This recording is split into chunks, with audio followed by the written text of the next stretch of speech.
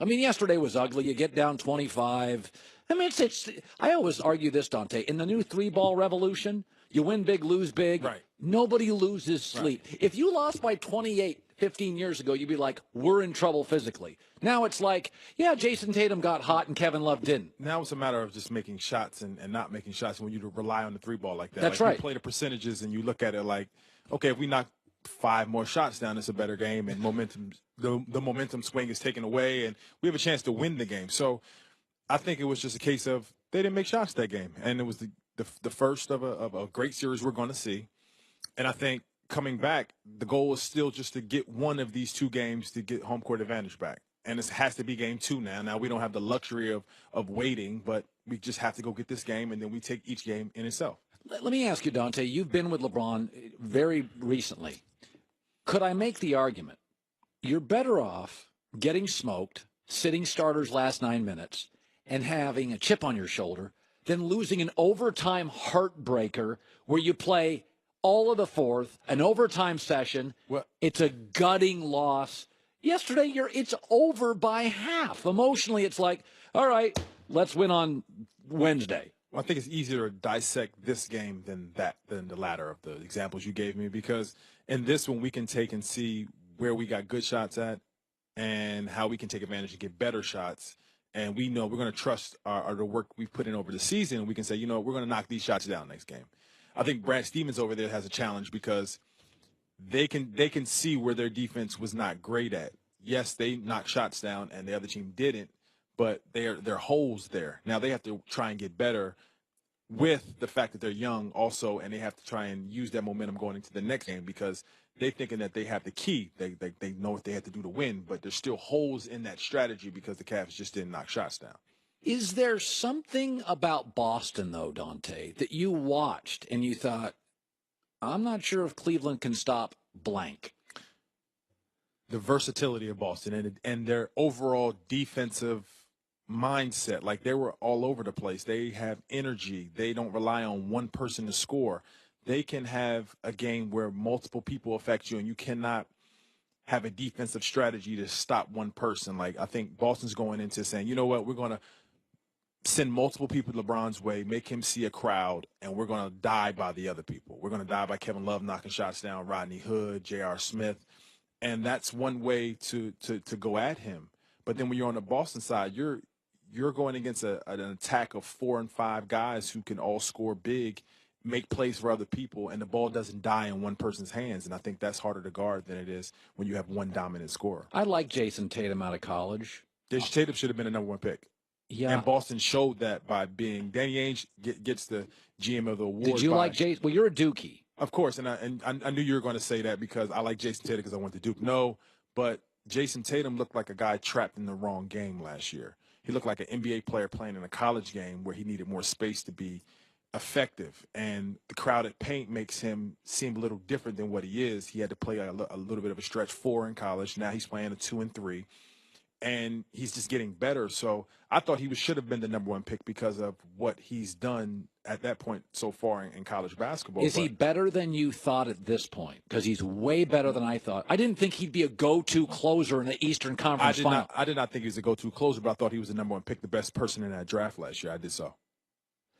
How much – I mean, I'm watching yesterday, and I'm watching Terry Rozier and Jaylen Brown, and I'm like, okay, how much of this is just Brad Stevens? It's part Brad Stevens. I think they have a great coach over there who's shown what he can do with talent and without talent, and he's putting that together now with his young. They're developing great talent. They put them in great positions to be successful. Their defense is always consistent, and they have the anchor of Al Horford over there. So I think Brad is doing his job of coaching those guys and preparing those guys to win and coming up with game plans. He's evolving as a coach, as we see, too, because he didn't have the adjustments in the playoffs as he does now, and I think he's getting better. Okay, so Jason Tatum's a Dookie, and you love your Dookies. I get it. I like Duke. I like Duke. I'm not anti-Duke. But no, do you agree with that? No, I do. Statement. But I'm also. Is he better than Lonzo Ball? And is he? Yes. No. I am. Listen. I'm pretty good at guessing where guys, I have enough sources I call and ask guys. I like Jason Tatum. I didn't like him to be a 20-point game guy in the Eastern Conference Finals, There are times out of timeouts, they're looking for Jason Tatum. Like, what in God's name? By the way, though, let me turn the tables on a dookie. So LeBron just swept Toronto without Kyrie. Kyrie, once again, without LeBron, is watching other guys play basketball. At this point, I'm dead serious. Starting next year, the guy I wouldn't trade is Jason Tatum. It's not Kyrie Irving. This isn't Kyrie. This doesn't feel like Kyrie Irving's team moving forward. I wouldn't trade Jason Tatum regardless. Like, if more than any Celtic. And we forget about Jaylen Brown, too. Like, they have guys there that are long, can score, and can defend. Okay, so let's be honest. So you're saying who's the... Okay, I'm saying Kyrie Jason Irving's Tatum, a no, dookie. because he's younger. Kyrie's a little overrated, maybe. No, I don't give Kyrie, what he adds to that team, he's a closer. He's a fourth-quarter closer, and he's a consistent closer, and he's done it on the biggest stage that there is in basketball. So I don't think you substitute one dookie for the other. You need both of them because when you get to the finals, and if you do get to the finals, you're going to need a guy that's been there that can close, and he's the guy you go to.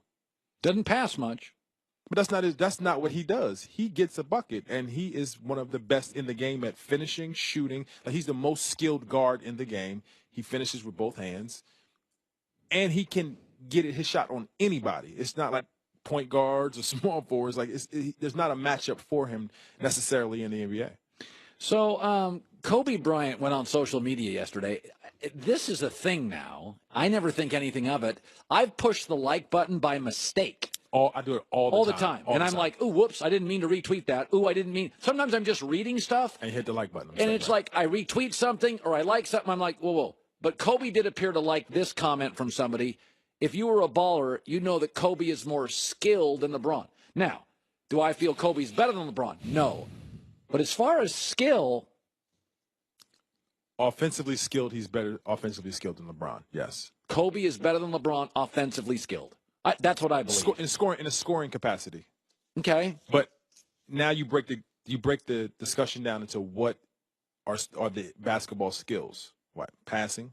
LeBron is a better passer. And that's not even close. It's 5 assists versus 7 assists a game, but LeBron is a passer. Like, he makes tough passes. He sees the floor better. There's no disrespect to Kobe in that capacity. Then we say, is defensive skill? I think neither one are shut down corners, but they defend at a high level when they want to in the fourth quarter because they have to expend a lot of energy to do other things throughout the course of a basketball Both game. High IQ basketball games. Both extremely high IQ. But I think Bron is a better defender because he can guard more positions. Well, yeah, he's bigger, stronger dude. Right. So you can't take his height and his weight out of it. You just take it case by case, right? So I think he can guard 1 through 5 if need be. I think Kobe is more of 1 through 3, some 4s. So I think he's a better defender. So I think offensively skilled Kobe is better on the offensive scoring capacity, yes, than LeBron. But Bron has a bigger body. He's a better defender. He sees the floor better. So what are skills? The thing about Kobe, when I look at Kobe, he's it reminds me of Phil Mickelson in golf. He's not Tiger. But Phil was the best tough shot maker in golf history. Nobody could take out a 7-iron through 2 trees. And you'd be like, that's like a trick pool shot. Kobe made more tough shots. Absolutely correct. It's absurd. You could degree of difficulty was his thing. His thing. I've never even more than Jordan. Jordan had 3 or 4 go-to moves, and he mastered those moves. Kobe came down kind of an empty canvas and just sort of made it up. Right, and that's why I say offensively he's more skilled than probably anybody that. Did you ever guard Kobe? On occasion I had some run-ins with Kobe. He's a big trash talker. No, he's not actually. No, on the floor? On the floor, he doesn't talk much unless you get into it with him. You would have to initiate something with him before. He's so locked in mentally that he's not worried about the individual defender. He's worried about what's behind them and what he has to do in the course of a game. So that's where I have the utmost respect for him because he doesn't just come out just talking to you about what he's going to do to you. No, he just takes his time through the game. He sees it in a manner that is was super unique at that point in time, and he's just dissecting each and every play and just doing anything he has to do to win. You still like Cleveland this series against Boston? I do, but we're seeing something from these young Celtics kids that we didn't see coming. Like it's a full team effort. They're coached in an extremely well-mannered, and they're not afraid of the moment. And that's a dangerous team that moves the ball well and plays defense. If they can pull this through, I think they're a good adversary for the Western Conference final winner. Good seeing you, bud. Dahntay Joines played with LeBron, got a title back in 2016. Coming up next, Chris Broussard said it, and I thought about it, and I think he's right, and it could change everything. That's coming up next. After years of dealing with your antics, Mom has mastered the art of forgiveness, like forgiving you for totally blanking out and not sending a Mother's Day bouquet. From 1-800-Flowers.com. Come on, guys, you're better than this. Right now, make up for it. When you order a dozen Gerbera daisies starting at $29.99, 1-800-Flowers will give you a free vase. A dozen Gerbera daisies, $29.99, and the free vase. It's a bouquet, pink, orange, white daisies. They're picked at their peak from premium farms and always shipped overnight to ensure freshness. The daisies, a vase, not going to last long. To order them, go to 1-800-Flowers.com, click the radio icon, and enter the code HEARD. That's a dozen Gerbera daisies, $29.99, and the vase. 1-800-Flowers.com, code HEARD.